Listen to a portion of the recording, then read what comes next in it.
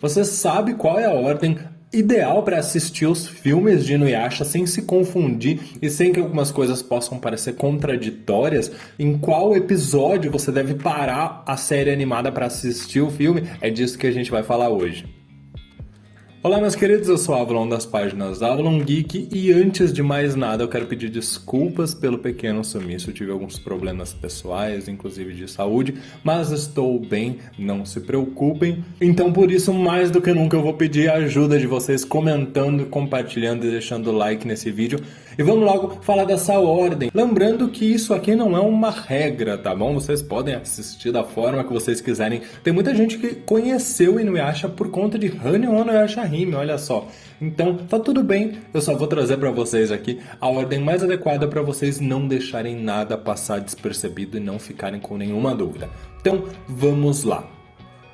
O ideal, pensando na questão da série animada, é que você assista do primeiro ao 54º episódio. Ou seja, episódio 1 até episódio 54, as primeiras 2 temporadas completas. E depois dessas 2 temporadas, você vai assistir o primeiro filme de Inuyasha, que é o filme Sentimentos que Transcendem o Tempo. Vou fazer algumas considerações aqui, porque o primeiro filme ele foi lançado exatamente nesta data, após o lançamento, a estreia do 54º episódio, onde Inuyasha derrota o Ryukotsei, superando seu pai, e em teoria isso se encaixa após o fim da segunda temporada, os acontecimentos desse primeiro filme. A julgar pelo enredo do filme, a minha opinião é que ele se encaixa bem porque a gente está numa trama logo depois da derrota do Ryukotsei, onde o vilão do filme é o Menomaru, que é descendente de um dos oponentes do pai do Inuyasha. Então faz todo sentido trazer aqui de novo essa questão de adversários do pai do Inuyasha para serem adversários do Inuyasha como uma régua do nível de poder dele. Então para mim, nesse ponto é perfeito encaixar esse filme aqui. Porém, existem algumas inconsistências que podem ser ignoradas se a gente fizer uma vista grossa.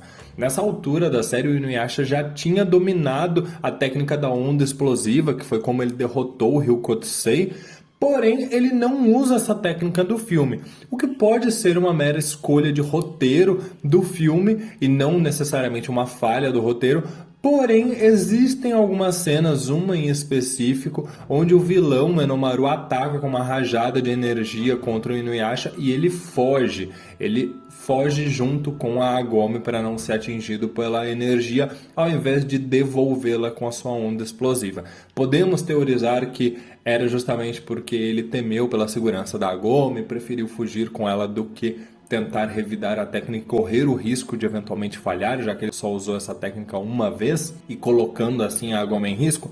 Pode ser, mas aí fica no campo das teorias das divagações. Por outro lado, a gente tem o Sesshomaru. Porém, o Sesshomaru só carrega a Tenseiga na cena que ele aparece no filme, e a gente sabe que desde o episódio 45 ele passou a carregar consigo a Toukijin. Então, de fato, isso aqui ou é um erro, ou a gente pode tentar encaixar esse filme em algum outro episódio. Mas pra mim, fica perfeito aqui depois do episódio 54, que é exatamente a ordem de lançamento. E vocês vão perceber que aqui eu vou tentar ser muito fiel com a ordem de lançamento, porque de fato é muito coerente que a ordem de lançamento desses filmes siga a cronologia do anime. Lembrando que a depender de onde você está assistindo, pode ser que a divisão das temporadas esteja um pouquinho diferente, como por exemplo na Prime Video. Então essa é a divisão japonesa dos episódios de Inuyasha. O filme O Castelo das Ilusões Dentro do Espelho é o segundo filme lançado, e aqui um pouquinho diferente do primeiro filme, a gente não vai chegar até o final da temporada. Na verdade, um pouquinho antes do final da 4ª temporada, depois do episódio 95, sendo que essa 4ª temporada é dividida do episódio 83 a 110, nós vamos fazer uma pausa no 95 para assistirmos o segundo filme que foi lançado na época do episódio 95. Um pouco antes do final da 4ª temporada, e nesse filme nós podemos ver mais personagens como Kagura, Kana, Kohako, e pra mim ele é um dos filmes mais fáceis de se encaixar, pelo menos nessa altura do anime, porque ele se passa logo após do mini arco filler dos yokais que criavam as falsas joias de 4 almas. Então numa sequência de episódios fillers que pra mim é coerente você encaixar um filme ali, porque eles estavam tentando ganhar tempo com a animação de Inuyasha, sendo até curioso que esse filme é mais conectado com a trama principal e esteja justamente nesse ponto do anime onde a gente estava com um monte de filler na história. Mas que pra mim faz um certo sentido porque você tem essa quebra entre os fillers e toda aquela busca pelo Naraki. Eles encontraram o Naraki, enfrentaram eles, tiveram os acontecimentos do segundo filme e aí voltaram para mais alguns fillers. Inclusive, Inuyasha usa a Tessaiga de lâmina vermelha, que já havia sido adquirida na altura do episódio 74, comprovando que esse filme não pode se passar antes do episódio 74. Antes dos acontecimentos do arco do Bando dos Setes, o que mostra essa coerência, pelo menos eu concordo perfeitamente com esse filme estar aqui na altura do episódio 95, até porque a gente sabe que o Aktok que aparece nesse filme vai voltar lá pela altura do episódio 137, então também não podia ser depois da quinta temporada.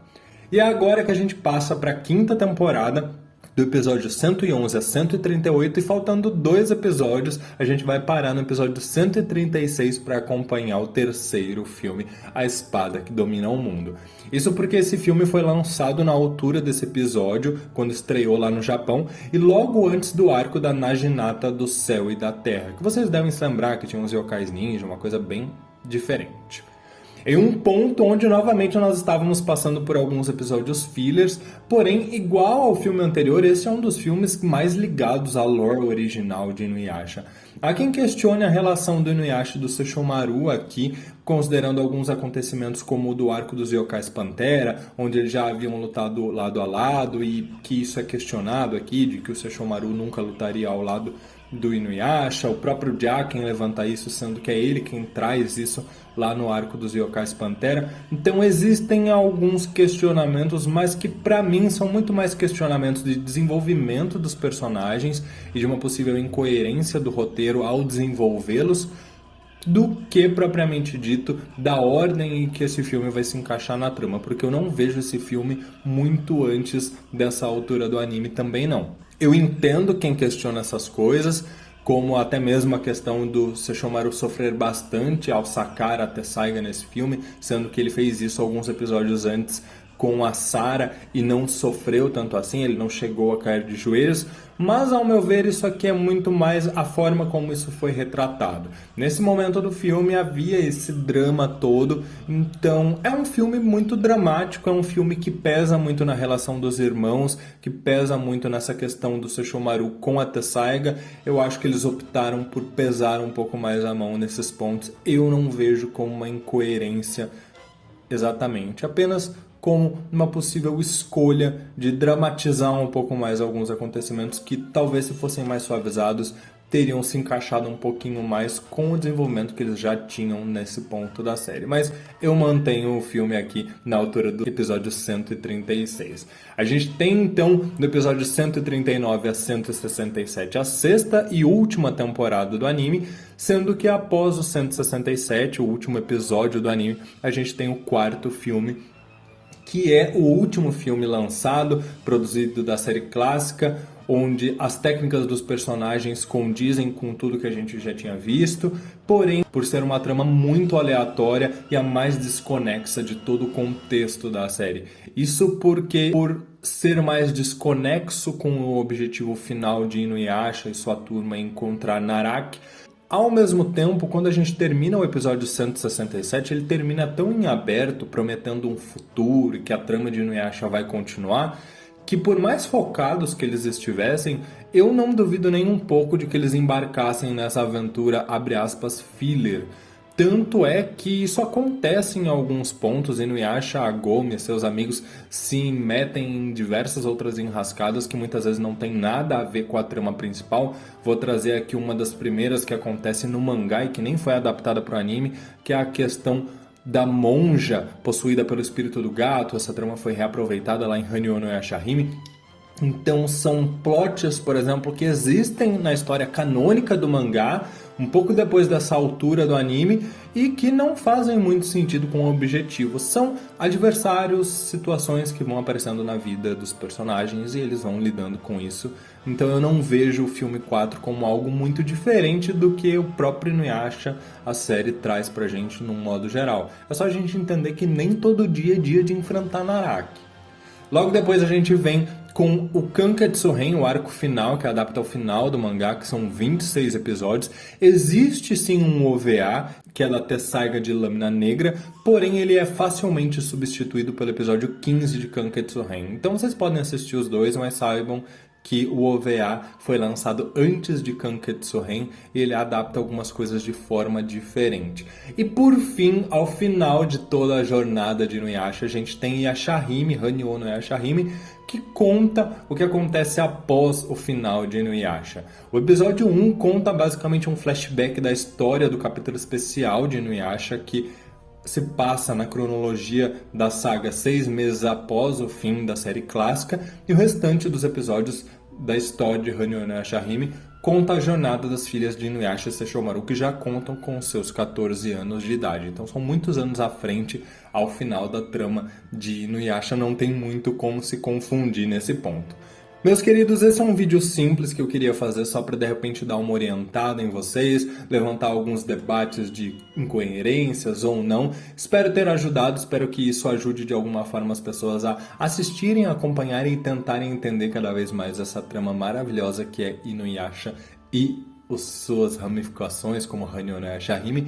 E eu quero agradecer a vocês, muito obrigado por tudo, por me acompanharem, muito obrigado aos membros, não desistam de mim, deixa o seu like, comenta aí a sua sugestão de vídeo, que agora, melhor de saúde, já com o meu equipamento voltando a funcionar, porque também tive esses probleminhas, eu pretendo voltar a produzir e a publicar os vídeos com a frequência que a gente tinha. Então, obrigado pela paciência e me dá essa força, confia em mim de novo, curte, comenta, compartilha esse vídeo para ajudar a resgatar o engajamento. Obrigado por tudo, um grande abraço e até mais.